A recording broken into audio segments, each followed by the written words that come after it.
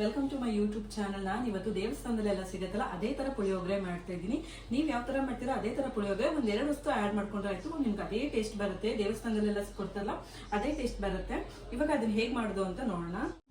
ಈಗ ಪುಳಿಯೋಗರೆ ಪುಡಿ ತಗೊಂಡಿದ್ದೀನಿ, ನಾನು ಪುಳಿಯೋಗರೆ ಮಿಕ್ಸ್ ತಗೊಂಡಿದ್ದೀನಿ. ಪುಳಿಯೋಗರೆ ಪುಡಿಗೆ ಇವಾಗ ಬೆಲ್ಲ ಹಾಕೋಬೇಕು. ನಾನು 1 ಸ್ಪೂನ್ ಅಷ್ಟು ಬೆಲ್ಲ ಹಾಕೊಳ್ತಾ ಇದ್ದೀನಿ. ಇದೇ ಮೇನ್ ಇಂಗ್ರೀಡಿಯೆಂಟು.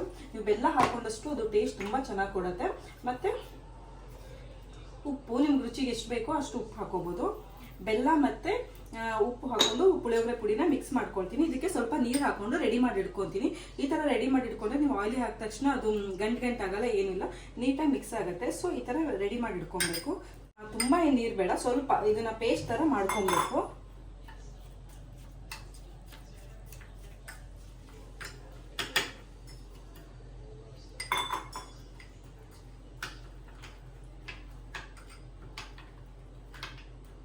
ಈ ತರ ಪೇಸ್ಟ್ ತರ ಮಾಡಿ ಇಟ್ಕೋಬೇಕು. ಇವಾಗ ಮಿಕ್ಸ್ ಮಾಡ್ಕೊಳ್ಳೋದು ಹೇಗೆ ಅಂತ ತೋರಿಸ್ತೀನಿ. ಒಂದು ಬಾಣಲಿ ಇಟ್ಕೊಂಡಿದ್ದೀನಿ.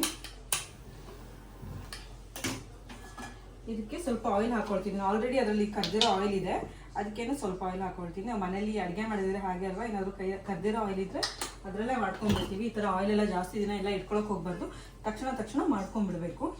ಈಗ ಎಣ್ಣೆ ಕಾಯ್ತಿದೆ. ಫಸ್ಟಿಗೆ ಸಾಸಿವೆ ಹಾಕೊಳ್ತಾ ಇದ್ದೀನಿ. ಸಾಸಿವೆ ಸ್ವಲ್ಪ ಫ್ರೈ ಆಗ್ತಿದ್ದಂಗೆ ಕರ್ಬೇವಿನ ಸೊಪ್ಪು ಹಾಕೊಳ್ತಾ ಇದ್ದೀನಿ. ಕಡಲೆಬೇಳೆ 1 ಸ್ಪೂನಷ್ಟು ಹಾಕ್ತಾ ಇದ್ದೀನಿ. ಉದ್ದಿನಬೇಳೆ ಒಂದು ಅರ್ಧ ಸ್ಪೂನಷ್ಟು ಹಾಕ್ತಾ ಇದ್ದೀನಿ. ಮತ್ತು ನಾನು ಶೇಂಗಾ ಬೀಜನೂ ಮೇಲ್ಗಡೆಯಿಂದ ಹಾಕೊಳ್ತಾ ಇದ್ದೀನಿ. ಮಿಕ್ಸಲ್ಲೇ ಶೇಂಗಾ ಬೀಜ ಇದ್ರೂ ಮೇಲ್ಗಡೆಯಿಂದ ಈ ಥರ ಶೇಂಗಾ ಬೀಜ ಹಾಕೊಂಡ್ರೆ ತುಂಬ ಚೆನ್ನಾಗಾಗುತ್ತೆ.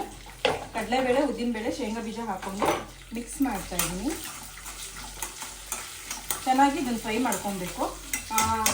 ಇವಾಗ ದೇವಸ್ಥಾನದಲ್ಲಿ ಮಾಡೋ ಪುಳಿಯೋಗರೆಯಲ್ಲಿ ಬೆಳ್ಳುಳ್ಳಿ ಹಾಕೋದಿಲ್ಲ, ಬಟ್ ನಾನು ಬೆಳ್ಳುಳ್ಳಿ ಹಾಕ್ತಿದ್ದೀನಿ. ಬೆಳ್ಳುಳ್ಳಿ ಹಾಕಿದ್ರೆ ಫ್ಲೇವರ್ ಅಂತೂ ತುಂಬ ಚೆನ್ನಾಗಿ ಬರುತ್ತೆ.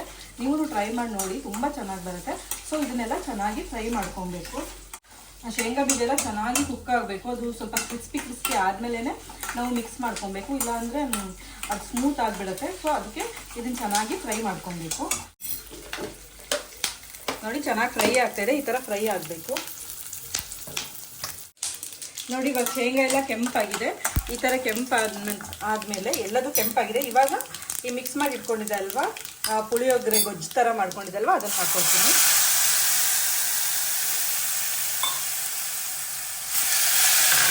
ಆಲ್ರೆಡಿ ಮಿಕ್ಸ್ ಮಾಡ್ಕೊಂಡಿದ್ದೆ, ಅದಕ್ಕೋಸ್ಕರ ಇದಕ್ಕೆ ಉಪ್ಪೆಲ್ಲ ಹಾಕೊಂಡೆ ಮಿಕ್ಸ್ ಮಾಡ್ಕೊಂಡಿದ್ದೆ ಅಲ್ವಾ. ಸೊ ಸಾಲ್ಟ್ ಎಲ್ಲ ಮತ್ತೆ ಹಾಕೋಕ್ಕೆ ಹೋಗಲ್ಲ. ಎಲ್ಲ ಚೆನ್ನಾಗಿ ಒಂದು 30 ಸೆಕೆಂಡಷ್ಟು ಫ್ರೈ ಮಾಡಿಕೊಂಡ್ರೆ ಸಾಕು, ಜಾಸ್ತಿ ಏನು ಫ್ರೈ ಮಾಡೋದು ಬೇಡ. ಗ್ಯಾಸ್ ಆಫ್ ಮಾಡ್ಕೊಂಡು ರೈಸ್ ಹಾಕ್ಕೊಳ್ತೀನಿ, ಇಲ್ಲಾಂದರೆ ಎಲ್ಲ ಕರೆಕ್ಟೋಗ್ಬಿಡುತ್ತೆ.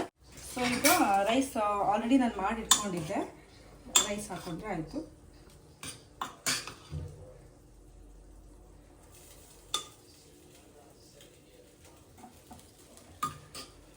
ರೈಸ್ ಹಾಕ್ಕೊಂಡು ಮಿಕ್ಸ್ ಮಾಡಿಕೊಂಡ್ರೆ ಪುಳಿಯೋಗರೆ ರೆಡಿ. ಬೇರೆ ಕೊತ್ತಂಬರಿ ಸೊಪ್ಪು ಹಾಕ್ಕೊಳ್ಬೇಕು ಬೇಕಿದ್ರೆ. ಬೆಳಗ್ಗೆ ತಿಂಡಿಗೆ ಏನಪ್ಪ ಮಾಡೋದು ಅಂತ ಯೋಚನೆ ಮಾಡ್ತಿದ್ರೆ ಆರಾಮಾಗಿ ಪುಳಿಯೋಗರೆನ ತುಂಬ ಈಸಿಯಾಗಿ ಮಾಡ್ಕೋಬೋದು. ಬಿಸಿ ಅನ್ನಕ್ಕಾದ್ರೆ ನೀವು ಮತ್ತೆ ಇನ್ನು ಗ್ಯಾಸ್ ಆನ್ ಮಾಡಿಕೊಂಡು ಮಿಕ್ಸ್ ಮಾಡ್ಕೊಳ್ಳೋದೆಲ್ಲ ಎಂತ ಬೇಡ.